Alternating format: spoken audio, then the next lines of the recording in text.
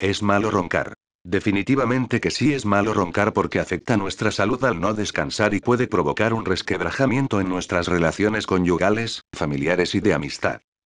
Los ronquidos son el resultado de una vibración que se produce en los tejidos que conforman la garganta y son el resultado de la relajación que las personas presentan al dormir.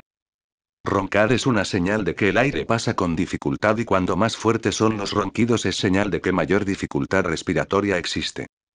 Según informaciones de especialistas, roncar puede ocasionar enfermedades como hipertensión, agrandamiento del corazón, disminución de la ventilación en los pulmones y alteraciones del sistema circulatorio por falta de oxígeno. Los mismos especialistas afirman que la obesidad es una de las principales causas del ronquido y advierten que si no se atiende, en casos graves, puede provocar la muerte. Así que para evitar todos estos problemas se recomienda bajar de peso, evitar cenar abundantemente y también no ingerir alimentos con mucha grasa, además de no tomar bebidas de cola o con cafeína. Dentro de los factores de riesgo destacan tener más de 30 años, no hacer ejercicio, tener obesidad, tomar alcohol y fumar.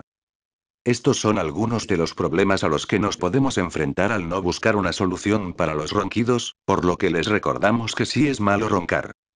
Usted también busque una solución al respecto, deje de roncar y viva una vida saludable, plena y feliz. Y para lograrlo, lo invito a visitar mi página web dejarderoncarya.com en donde obtendrá más tips y consejos para dejar de roncar ya. Favor de dar clic en el enlace ubicado abajo de este vídeo.